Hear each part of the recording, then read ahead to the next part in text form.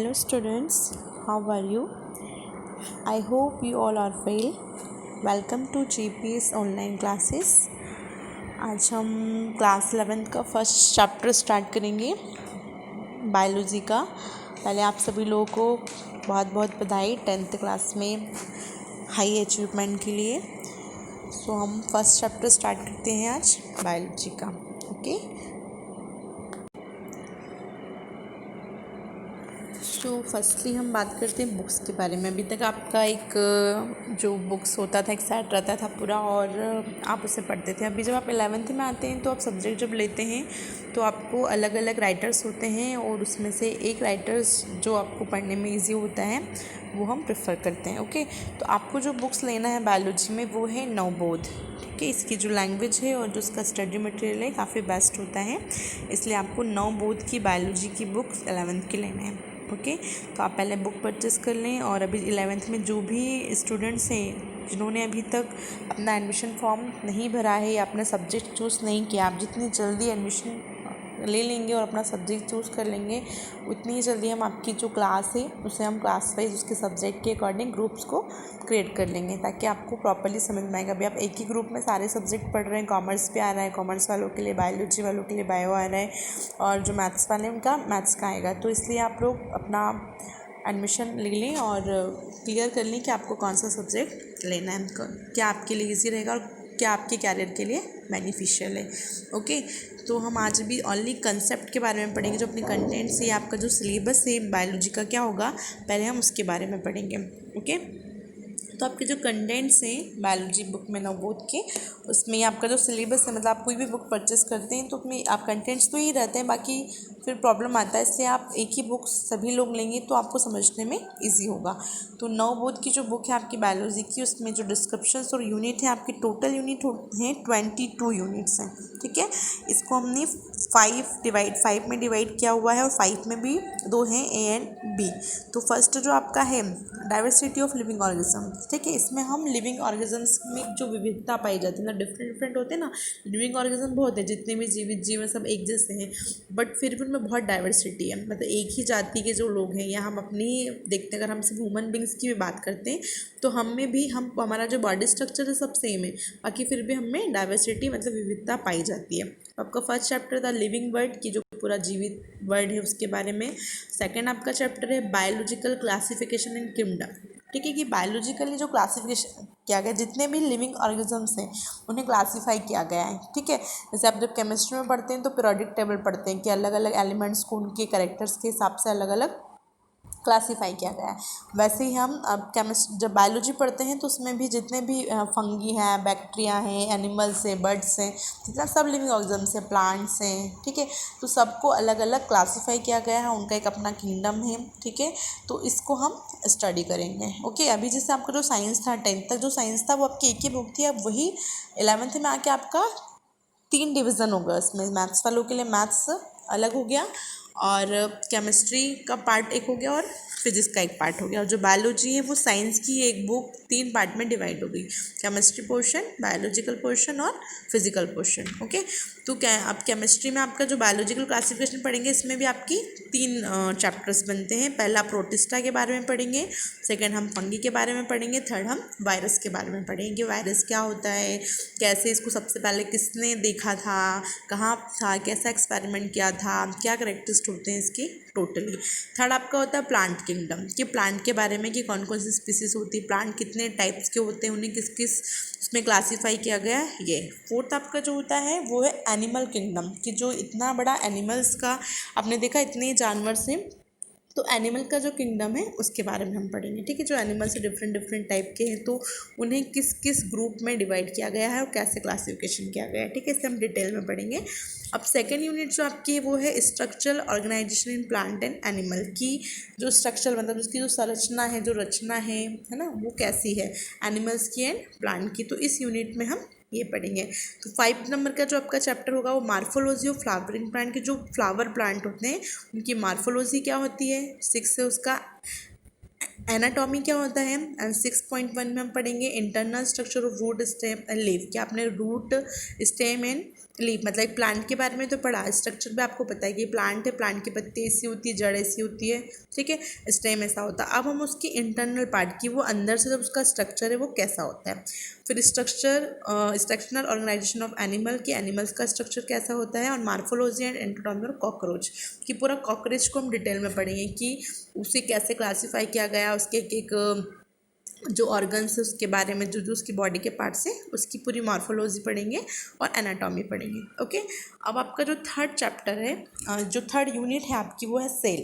मतलब इसमें unit divide है और यूनिट्स में चैप्टर्स डिवाइड है, ठीक है।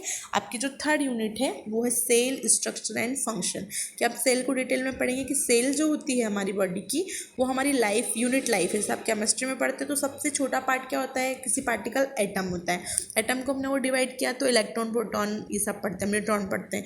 तो ऐसे जब हमारी पूरी बॉडी की बात करते हैं तो हमारी बॉडी में जो सबसे स्मॉल पार्ट है वो है सेल, और सेल ही हमारी पूरी बॉडी को बनाती है, ठीक है। तो cell the unit of life, कि हमारे जो जीवन की इकाई है वो क्या है, सेल के बारे में पढ़ेंगे। 9 चैप्टर है आपका बायोमॉलिक्यूल्स के बारे में पढ़ेंगे। बहुत सारे बायोमॉलिक्यूल्स होते हैं जो हमारी बॉडी के अंदर पाए जाते हैं, जैसे कार्बोहाइड्रेट, प्रोटीन वगैरह, इन सब के बारे में।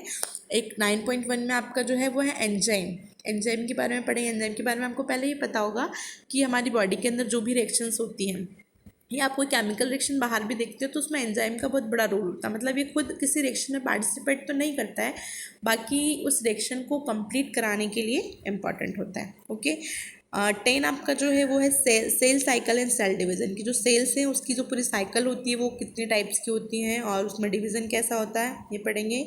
4 यूनिट आपकी है प्लांट फिजियोलॉजी, इसमें हम ट्रांसपोर्ट इन प्लांट की, प्लांट में ट्रांसपोर्ट कैसे होता है, जाइलम फ्लोएम, इसके बारे में पढ़ेंगे। मिनरल न्यूट्रिशन के बारे में पढ़ेंगे। मिनरल न्यूट्रिशन क्या होते हैं ना, मतलब खनिज पोषक तत्व, उनके बारे में। फोटोसिंथेसिस इन हायर प्लांट की, जो हायर प्लांट्स होते हैं उसमें फोटोसिंथेसिस की प्रोसेस कैसे होती है। रेस्पिरेशन इन प्लांट के जो प्लांट्स होते हैं वो सांस कैसे लेते हैं, इसकी पूरी प्रोसेस एकदम डिटेल में। एंड 15 जो आपका चैप्टर है वो है प्लांट ग्रोथ एंड डेवलपमेंट, की जो प्लांट है वो कैसे ग्रोथ करता है और वो कैसे डेवलप होता है। ओके, 5th यूनिट में आपका ह्यूमन, उसके बारे में पढ़ेंगे हम। ह्यूमन में डाइजेशन एब्जॉर्प्शन कैसे होता है, breathing and exchange of gases का कैसे होता है, बॉडी में फ्लूइड कौन कौन से होते हैं, जैसे हमारा ब्लड है, हमारी बॉडी में फ्लूइड होता है, वाटर है, तो इनका सर्कुलेशन पूरी बॉडी में कैसे होता है।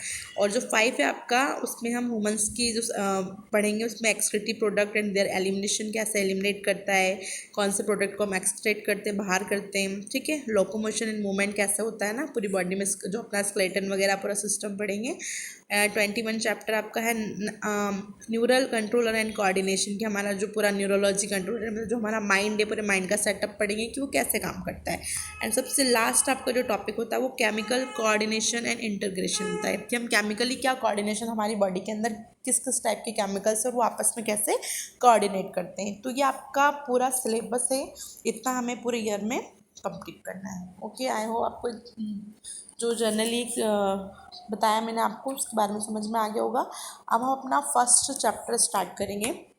इस चैप्टर का नाम है आपका फर्स्ट चैप्टर।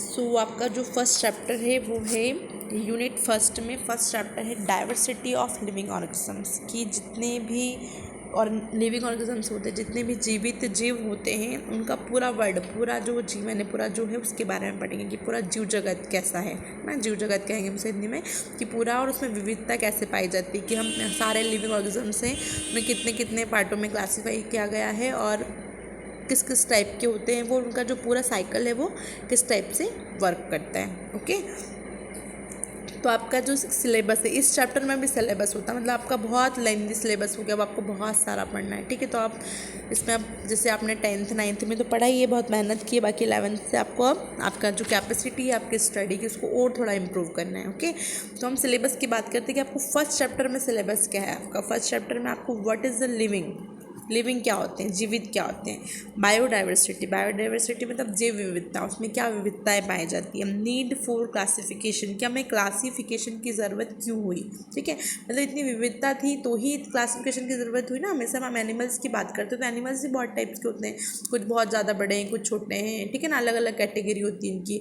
आप कीट जो देते हैं, इंसेक्ट देखते हैं तो कुछ बहुत ही स्मॉल हैं, कुछ थोड़े से बड़े हैं, कुछ और बड़े हैं, जैसे मच्छर, काकरोच। तो हमको इतनी डाइवर्सिटी है, इसीलिए हमें क्लासिफिकेशन की ज़रूरत पड़ी तो हमें क्यों नीड है उसकी क्लासिफिकेशन की, ठीक है।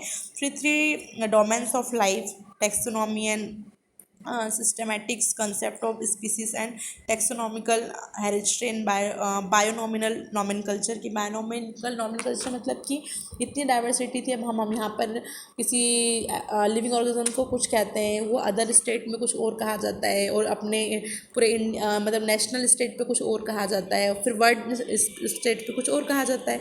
तो ये जो डाइवर्सिटी थी नाम को लेकर, इसे बदलने के लिए क्या किया गया कि ऐसा नॉमेनकल्चर किया गया साइंटिफिक में कि जो हम वर्ड यहाँ पर यूज़ करते हैं वही यूएस या अदर हम कहीं पढ़ते हैं तो वो भी वहाँ पर भी उससे साइंटिफिकली वही कहा जाता है। तो एक नॉमेनकल्चर किया गया सभी लिविंग ऑर्गेनिजम्स का, ऐसे ही प्लांट में भी नॉमेनकल्चर किया गया। तो इस सब चीज़ों के बारे में पढ़ेंगे हम। फिर tools for study of taxonomy की, जो हम टैक्सोनॉमी पढ़ते हैं लिविंग ऑर्गेनिज्म के बारे में, तो उसके लिए कौन कौन से टूल्स की हमें ज़रूरत होती है, ठीक है ना। म्यूजियम्स के बारे में पढ़ेंगे हम। जूलॉजिकल पार्क कौन कौन से हैं, है ना, जो जीवों को जहाँ रखा जाता है उनके पार्क के बारे में। हर्बेरिया होता है, एक हर्बेरिया के बारे में पढ़ेंगे कि जो प्लांट जो पत्तियाँ होती है ना उन्हें भी अलग अलग उसमें मतलब अटैच करके रखा जाता है, तो एक हर्बेरिया बनाया जाता है, उसको हम हर्बेरिया कहते हैं। एंड जो बॉटनिकल गार्डन जो होते हैं हमारे, जितने भी बॉटनी में जितने भी अपने प्लांट्स वगैरह होते हैं, तो उनका जो गार्डन होता है तो बॉटनिकल गार्डन के बारे में पढ़ेंगे। तो ये आपका क्या हुआ, फर्स्ट पूरा चैप्टर है, इसका पूरा सिलेबस है, आपके मेन पॉइंट्स हैं। इन मेन पॉइंट्स के बारे में हमको स्टडी करना है, ओके। अभी हम जो फर्स्ट चैप्टर में एक इंट्रोडक्शन लेंगे बायोलॉजी का, है ना, कि बायोलॉजी में क्या होती है बायोलॉजी, क्या डेफिनेशन है बायोलॉजी की। तो we can keep all the things around us in living and non living category, ठीक है, कि जितने भी हम अपने आसपास जितने भी चीज़ें देखते हैं उन्हें 2 कैटेगरी में डिवाइड किया गया है। First is a living and second is a non living category, okay. All plants and animals come under the category of living organisms, कि जितने भी प्लांट्स और जितने भी एनिमल हैं वो किस कैटेगरी में आते हैं, लिविंग ऑर्गेनिजम्स के, कि सारे जीवित हैं, वो सारे जो उनमें फंक्शन पाए जाते हैं वो लिविंग ऑर्गेनिजम्स के पाए जाते हैं। तो जितने भी एनिमल्स और प्लांट हैं उन्हें किस कैटेगरी में रखा गया है, लिविंग ऑर्गेनिजम्स की कैटेगरी में रखा गया है, okay. This process characters like respiration, reproduction, nutrition, excretion, growth, etc, इसके अंदर बहुत सारी चीज़ें आती हैं, ऐसे रेस्पिरेशन। सो फर्स्ट आपका है न्यूट्रिशन, है ना, मतलब जो इसके अंदर हम जितनी भी प्रोसेस लेते हैं, जो करेक्टर्स होते हैं लिविंग ऑर्गेनिजम्स की, कि उनमें न्यूट्रिशन पाया जाता है, कि मतलब पाचन होता है उनमें, वो अपने फूड के लिए खुद अपना सेल्फ फूड नहीं बना पाते। जैसे प्लांट का तो है ना, ऐसे एनिमल भी है तो उन्हें न्यूट्रिशन की ज़रूरत पड़ती है, तो प्लांट अपना फूड खुद प्रिपेयर करता है, और जो बाकी लोग हैं वो प्लांट पर डिपेंड होते हैं, ठीक है। तो इनमें क्या पाया जाता है, न्यूट्रिशन पाया जाता है, रेस्पिरेशन पाया जाता है, सांस लेना, रिप्रोडक्शन मतलब अपनी ही जाति के जो अपनी जो स्पीसीज है उसको बढ़ाने की जो प्रोसेस होती है वो रेस्पिरेशन होती है, रिप्रोडक्शन होती है। तो रिप्रोडक्शन होता है, रेस्पिरेशन होता है, न्यूट्रिशन होता है, एक्सक्रीशन मतलब जो भी वेस्ट मटेरियल होता है उसे बाहर करना, उसे एक्सक्रीशन कहते हैं। ग्रोथ, है ना, वृद्धि होना मतलब बढ़ना, ये सारे जो कैरेक्टर्स है वो किसके हैं, लिविंग ऑर्गेनिजम्स के। तो ये सभी किसमें पाया जाता है, लिविंग ऑर्गेनिजम्स में, okay. Organisms which have this characters are called the living organisms, कि जिन जिन ऑर्गेनिजम्स में ये सारे करेक्टर्स पाए जाते हैं उन्हें हम क्या कहेंगे, लिविंग ऑर्गेनिज्म। एग्जाम्पल मेन, काऊ, ऑक्स, मैंगो, एल्गी, टीसी, मतलब किसी प्लांट को लेते हैं या जितने भी एनिमल्स हैं हमारे, या जो बर्ड्स वगैरह हैं या ह्यूमन है, सब किस में आते हैं, लिविंग ऑर्गेनिजम्स में, कि सभी में ये प्रोसेस पाया जाता है, बस उसका जो फेज है वो डिफरेंट होता है।